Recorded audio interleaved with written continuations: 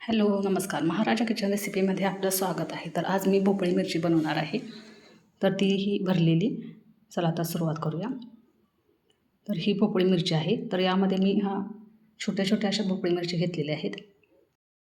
तर या मिरच्यामध्ये दोन प्रकार असतात, एक मोठी मिरची आणि एक छोटी मिरची.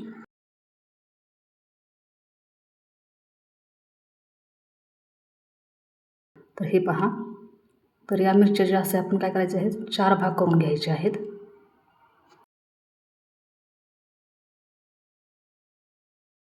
तर या मिरच्या आहेत ना, याचे जे साल असते ना तर पातळ असते आणि जे मोठी मिरची असते तिचे साल जे असतं ते जाड असते. या मिरचीमध्ये बिया थोड्या कमी असतात, त्यामुळे त्या बिया काढायची काय आवश्यकता नाही आहे. तर हे पहा, आता आपल्या मिरच्या सर्व चिरून झालेल्या आहेत. आता यामध्ये काय करायचं आहे, आपण मसाला भरायचा आहे. तर मसाला भरण्यासाठी काय काय लागतं ते पाहूया. तर या भांड्यामध्ये आपण 2 चमचे शेंगदाण्याचा कूट घेतलेला आहे. शेंगदाणे भाजून वापरले तरीही चालतील. आणि हे सुकं खोबरं घेतलेलं आहे. हे सुकं खोबरं तेलामध्ये चांगलं भाजून मिक्सरला बारीक करून घेतलेलं आहे आणि एका ते कंटेनरमध्ये काय करायचं आहे, स्टोअर करून ठेवायचं आहे. तर हे स्टोअर करून ठेवलेलं सुकं खोबरं कधीही आपण जेवणामध्ये वापरू शकतो. त्यानंतर 1 चमचा लाल तिखट घेतलेला आहे, अर्धा चमचा मीठ घेतलेलं आहे आणि हळद, लसणाच्या पाकळ्या मी ठेचून घेतलेल्या आहेत. आता हे सर्व आपण काय करायचं आहे, कोथिंबीर बारीक चिरलेली,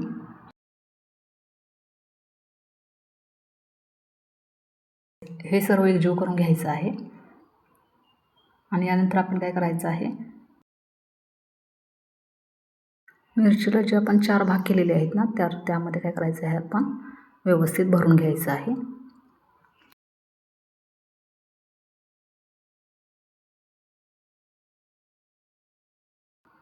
तर या मिरचीतली जर बिया आपल्याला काढायची असेल तर काढू शकताय, पण काय आवश्यकता नाही मिरचीतल्या बिया काढायची.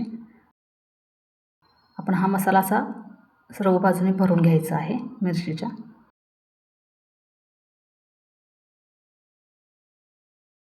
अशा आपण सर्व मिरच्यामध्ये असा मसाला भरून घ्यायचा आहे. हे पहा, आता आपल्या सर्व मिरच्यामध्ये मसाला भरून झालेला आहे. आता यानंतर काय करायचं आहे, यातील जो थोडा उरलेला मसाला आहे ना तो आपण मिरचीला वरून घालण्यासाठी ठेवायचा आहे. म्हणजे पूर्ण संपवायचा नाही आहे, थोडा ठेवायचा आहे बाजूला पण. तर अशी भरली मिरची करताना नेहमी आपण मिरच्या वापरताना अशा छोट्या साईजच्या मिरच्या असतात ना त्याच वापरायच्या आहेत. म्हणजे त्यामध्ये कसं होतं, त्याचे जे साल असतं ना पातळ असते आणि ती शिजते देखील लवकर आणि आपल्याला मसाला देखील भरायला इझी जाते. आता हे पहा, आपला मसाला थोडा उरलेला आहे. आता यानंतर आपण फोडणी कशी द्यायची ते पाहूया. आता ही आपण कढई गरम करायला ठेवलेली आहे. यामध्ये 2 ते 3 चमचे मी तेल घेतलेलं आहे. यामध्ये जिऱ्या मोहरीची फोडणी घालायची काही आवश्यकता नाही आहे. तर त्यानंतर आपण काय करायचं आहे, यामध्ये ह्या मिरच्या भरलेल्या आहेत ना त्या तेलामध्ये सोडायच्या आहेत आणि या तेलामध्येच आपण मिरच्या परतवून घ्यायच्या आहेत. आता मिरच्या भाजण्यासाठी याच्यावरती आपण झाकण ठेवूया.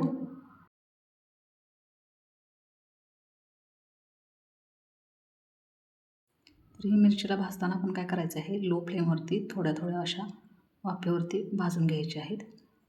झाकण ठेवायचं आहे, लो फ्लेमवरती थोडीशी वाफेवरती शिजवायचं आहे आणि पुन्हा एकदा परतवायचे आहे. अशा आपण भाजून घ्यायचे आहे या मिरच्यांना.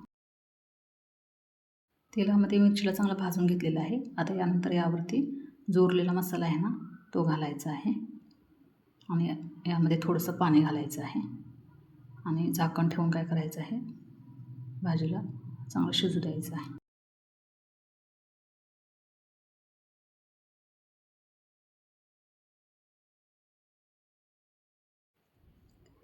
हे पहा, आता भाजी कशी शिजलेली आहे. आपली आता मिरची तयार झालेली आहे.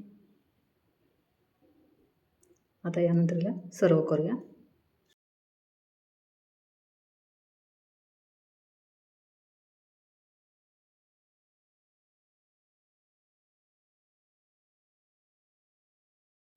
तर ही रेसिपी आपल्याला कशी वाटली हे कमेंट करून नक्की सांगा.